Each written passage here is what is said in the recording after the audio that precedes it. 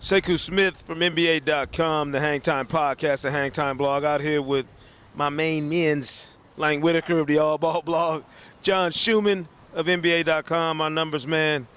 We are here outside of Quicken Loans Arena, getting it in a little bit on a beautiful off day here in Cleveland, looking at what has to change in Game 4 for both these teams. There's going to be some adjustments made, obviously. We heard David Lee's name mentioned time and again today.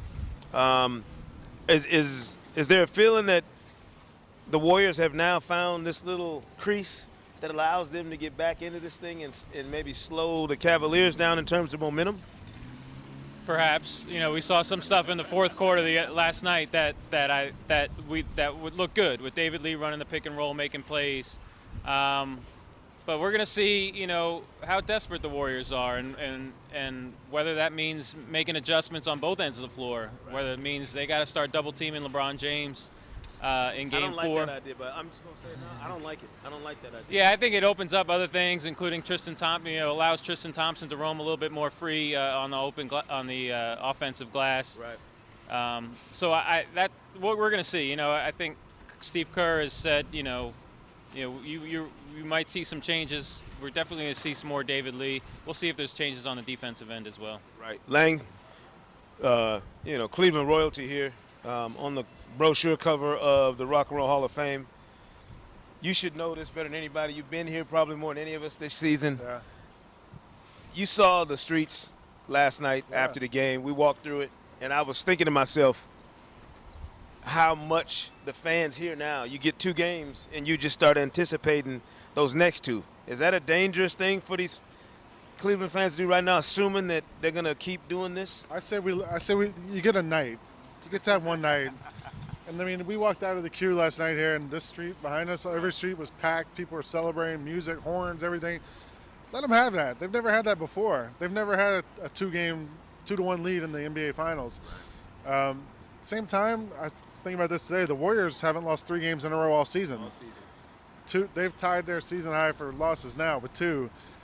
So history suggests they're going to bounce back in this next game. If you're the Cavs, I don't think looking ahead is a bad thing, because what they're doing is pretty simple. They bring the ball down, they give it to LeBron, they wait till there's 8 seconds left on the shot clock, and they take the best shot they can.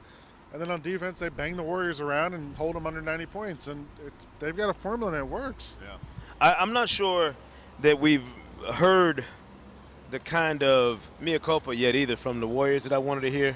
I've been wanting them to say, you know what, yes, we've been outplayed. We got to dig in. But I keep hearing this, we just got to make shots, or, you always have to make shots in the finals, but you have to ramp up your level of intensity for the finals. You have to play at that next level, like you mentioned, John, the urgency. A good friend of the league's has been tweeting and using social media, one Kobe Bryant, talking about the urgency or the lack thereof that he sees on one side, and the fact that the Cavaliers are playing with that. It's also, I don't think it's lost on anybody that the one player with the most experience in this series is by far the most dominant player in this series, LeBron. And the Warriors don't have a guy with that kind of finals experience. I thought you were talking about Dellavedova. My bad. You mean the governor? Yes. Or the mayor, or whatever he is today. Is that experience, is it that much of a benefit? And maybe it's not just LeBron's. Is it James Jones, Sean Marion, Brendan Haywood, Mike Miller, Kendrick Perkins, is all those other guys in that locker room schooling some of those Tristan Thompson, Miles Garvin, these guys about how to handle this process, you think? Well, I do think this series is coming down to the Warriors' role players. The Cavs are doing their best to take the ball out of Stephen Curry's hands, deny Klay Thompson the ball. It's going to come down. It's been coming down to guys like Harrison Barnes, Andre Iguodala, Draymond Green hitting shots, and we've seen a little bit of panic, especially out of Green. I think it's just been a little bit too rushed. When he catches the pass off those pick and rolls, and so I think there's a little bit of inexperience that's playing a part here with the Warriors, especially. LeBron's just LeBron. I don't care about experience or nothing. He's the best player in the world, and I think he's showing in this series that he's the best player in the world by a pretty wide margin. Right. You know, I mean, I was thinking about the other night or last night when he was the best player in the world 2008, 2009 when he was winning his first couple of MVPs, and he's so much better of a player right now. You know, like he didn't have a post game back then, and we saw early in Game 3 he was just destroying Harrison Barnes in the post. Yeah. You and I were talking last night on the walk back.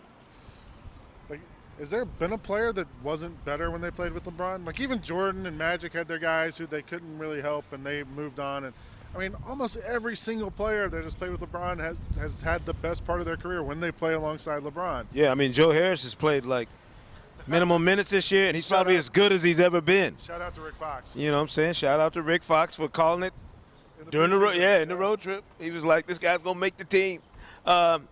Again, we'll see how things unfold in Game 4.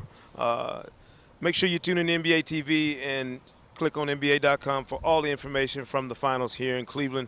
At Quicken Loans Arena, Sekou Smith from NBA.com, the Hangtime Blog, the Hangtime Podcast, Lang Whitaker, John Schuhmann. We'll see you next time. Later.